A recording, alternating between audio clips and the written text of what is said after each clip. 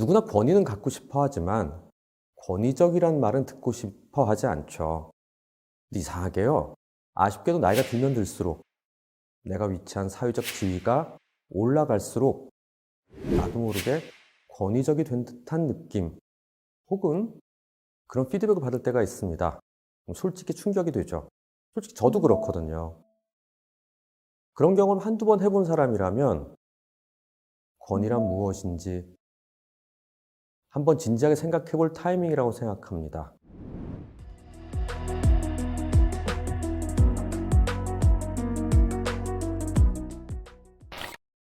제가 생각하기에 권위는요, 자연스러운 영향력이라고 생각합니다.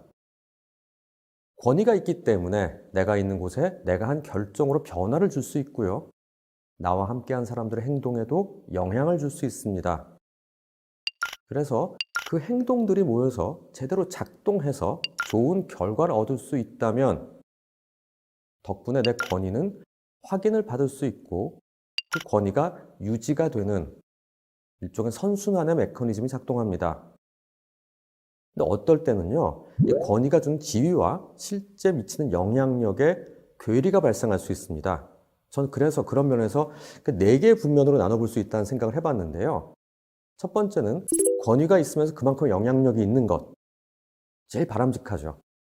두 번째, 권위는 있는 그런 지위인데 영향력이 없어요. 세칭, 뒷방 늙은이 같은 약간 고문 같은 자리. 비록 권위는 있지만 영향력을 미칠 수 없는 거죠.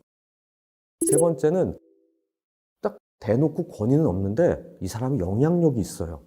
어떤 분들이 있냐면 직위는 낮지만 영향력이 있는 분들이 있어요. 조용히 분위기를 만드는 오피니언 리더들 있죠. 네 번째가 권위도 없고 영향력도 없는 세칭 일개미들 있죠. 힘도 없고 문제도 일으키지 않습니다.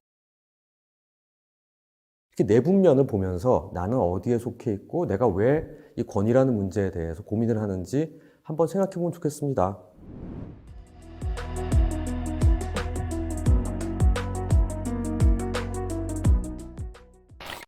자, 어떤 제도에서 제3자에 의해 자발적으로 복종하도록 근거나 토대가 주어지는 것, 그로 인해서 권위라는 게 형성됩니다. 즉, 직위, 나이, 내 직급, 또 연령 이런 것에 의해서 3자에 의해서 연장자시니까, 아니 팀장님이시니까, 부장님이시니까 라는 걸 통해 권위를 만들고 영향력을 발휘합니다.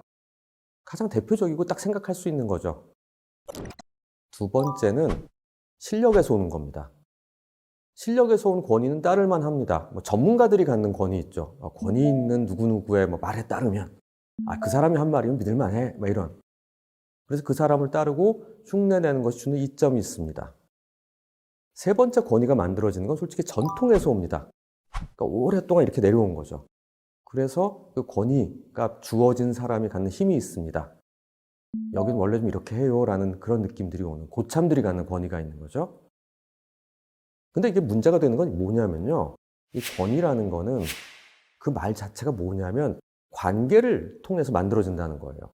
뭐냐면 권위를 행사하는 사람과 그 권위에 영향을 받는 사람으로 나뉘어집니다.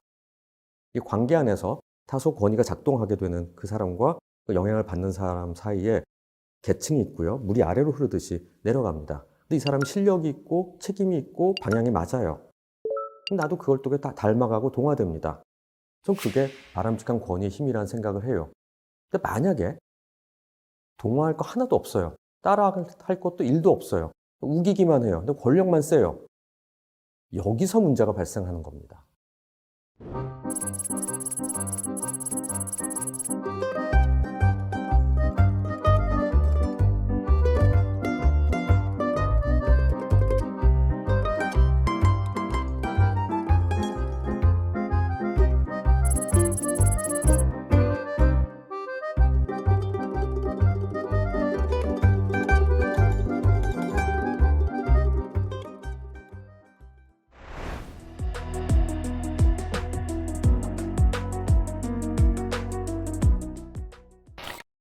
이때 지금 내가 혹시 권위를 그냥 행사하는 게 아니라 다소 권위적이 되는 건 아닐까?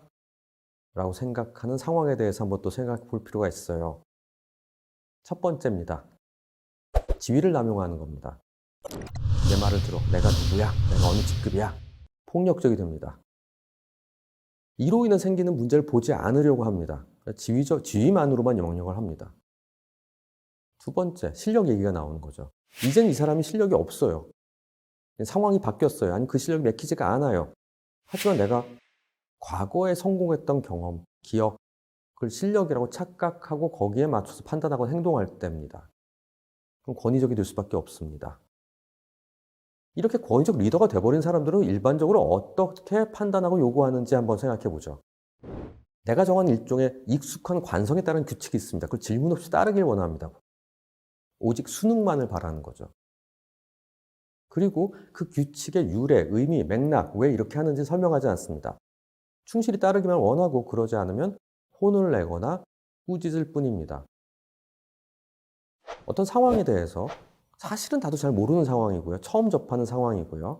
환경이 바뀌었을 수 있지만 문제를 논의하거나 다른 이유를 찾아보려 하지 않습니다. 또 나와 함께 일하는 사람의 감정을 고려하지 않습니다. 아무도 반항하지 않고 아무도 거기에 대해서 이건 아닌데요? 이건 좀 이런 문제가 있습니다라고 얘기하지 않는 그냥 일방적인 수능이 있는 조직이 마치 잘 운영되는 조직이라고 착각하고 자신이 잘하고 있다고 여깁니다. 나도 모르게 권위적이 되는 순간입니다. 권위가 사라지고 나면 권위적인 것만 남습니다. 그리고 자연스럽게 규칙만 늘어납니다. 강요된 복종만 생기는 악순환에 빠지게 될 때가 많습니다.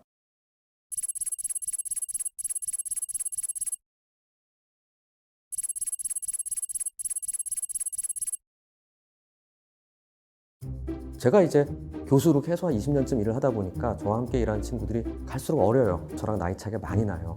예전에는 그냥 저녁에 나가서 술도 한잔하고 이런 얘기하면 풀 때가 많고 또 막 웃기도 하고 대답도 하고 뭐 아니면 아니라고 얘기도 하고 하던 친구들이 어느 순간부터 얼어 있습니다. 제가 한번 올라와서 병동에서 회진하고 환자에 대해서 물어보고 그냥 일상적인 질문이 어느 순간부터 굉장히 높은 사람이 이걸 모르면 큰일 나는 질문을 하는 거로 이해하고 나중에야 확 쫓아와서 교수님 이거 이렇게 하면 안 되는 거고 아닌가요? 하고 물어봅니다. 한참 있다가. 저도 당황스럽죠.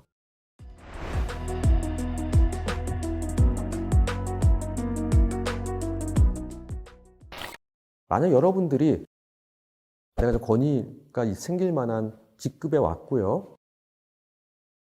그럴 정도의 연령이 됐습니다, 이제. 어디선가 중간 이상이에요. 그리고 나는 권위적이 되고 싶진 않아요. 이제 대안을 얘기할 때입니다. 어떻게 해야 할까? 첫 번째, 인정하는 겁니다. 어쩔 수 없이 이런 게 생겨. 라는 거.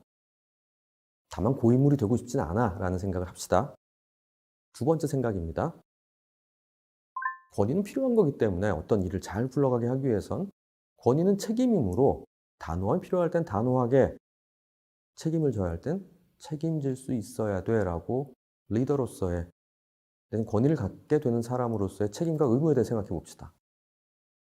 그 다음에 내가 왜 이렇게 생각하는지에 대한 투명함과 과정을 구성원들과 함께 공유합니다. 또 그게 왜냐하면 아까 위에서 밑으로 흘러내려간 동화의 과정을 위해서 꼭 필요하기 때문이죠. 또한 알아야 되는 것, 중요한 건 내 책임이 큰 만큼, 권한이 많은 만큼 저는 그리고 내가 나이가 많고 직급이 올라갈 만큼 이 결정이 맞나? 라는 망설임은 사라지지 않습니다. 하지만 내가 100% 맞는 건 아니지만 그럼에도 불구하고 내가 리더이기 때문에 내가 하는 결정과 말엔 권위가 생기는 거기 때문에 굳이 망설임을 보여주거나 회피하거나 뭐 알아서 해. 왜 그것도 몰라? 라고 도망치지 맙시다. 그걸 인간적인 리더라고 생각하지 맙시다. 어떨 땐 단호함, 분명함, 명료함이 필요합니다. 그렇기 때문에 저는 우리가 말투에서 말을 할 때 지켜야 될 몇 가지 원칙이 있다고 생각합니다. 가급적 너무 이렇게 비유하거나 돌려 말하지 맙시다. 분명히 지시를 하고 권위적 어떤 행동과 결정을, 권위에 따른 행동과 결정을 할 때는 분명하고 단순한 설명과 지시 필요합니다. 두 번째, 저 전문가의 정의가 뭡니까? 라고 물어볼 때 내가 모르는 건 모른다라고 말할 수 있는 사람이 전문가입니다. 라고 전 말해요. 그렇기 때문에 모르는 걸 모른다고 말한다고 내 권위가 무너지는 거 아닙니다.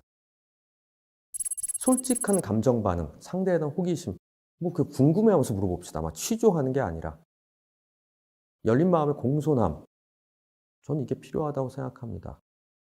열린 마음으로 호기심을 갖고 물어보는 거죠. 나와 함께 일하는 사람들한테.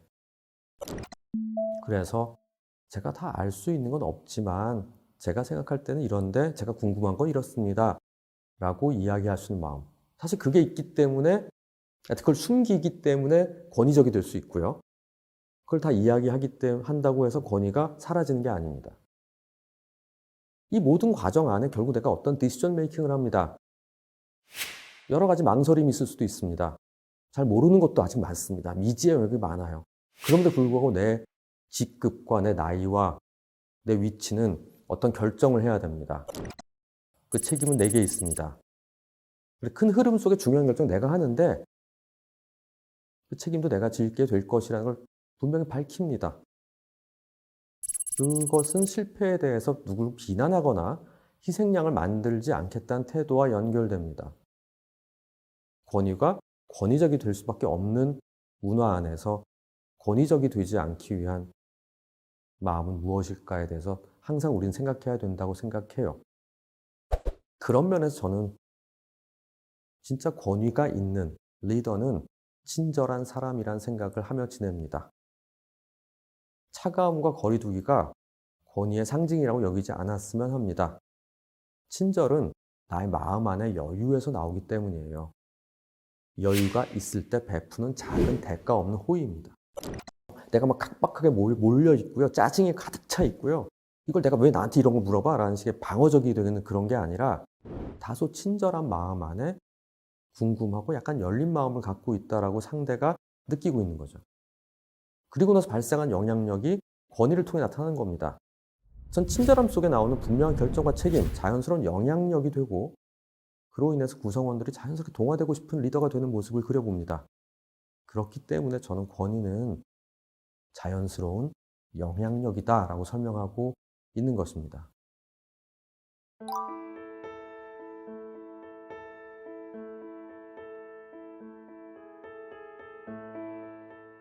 자연스러운 영향력을 발휘하는 권위를 가진 사람, 정말 어렵죠. 저한테 요새 떠오르는 분은 배우 안성기 씨 얘기를 드리고 싶어요. 그분 인터뷰에 이런 얘기가 있었습니다. 그분이 아역배우 출신으로 15년, 20년 가까이 주연만 한국의 영화를 대표하는 배우셨는데요. 어느 날부터 시나리오가 딱 들어오는데 항상 1번 하면 2번, 여기 이 배역입니다가 아닌 3번, 4번, 5번에 있는 이름이 들어오더래요. 그래서 한 5년 가까이 영화 작업을 안 하셨대요. 근데 어느 날 내가 나이도 먹었고 이제 그러니까 당연히 이건 있을 수 있는 일이야 생각하시면서 조연을 흔쾌히 받아들이기 시작했다고 합니다.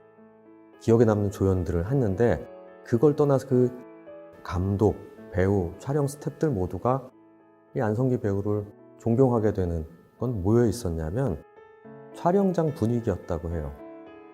배우들한테 자기 경험들을 전수하고 필요한 얘기들이 있으면 항상 나와서 얘기해 주시고 젊은 감독이 되게 당황할 수도 있지만 굉장히 잘 배려해 주시고 이분이 뭐 내가 해봤는데 내가 영화 40년 차야 뭐 이런 얘기를 하시는 게 아닌 근데 어느 순간 이분이 있는 촬영장과 없는 촬영장의 차이가 있었다는 거죠. 전 이게 자연스러운 영향력이 아닐까 싶어요. 배우 안성기 씨가 했던 영향력들을 생각해 본다면 그 촬영장의 분위기를 생각해 본다면 자연스러운 영향력이 뭔지 한번 여러분들 떠오르실 수 있을 거란 생각이 들어요.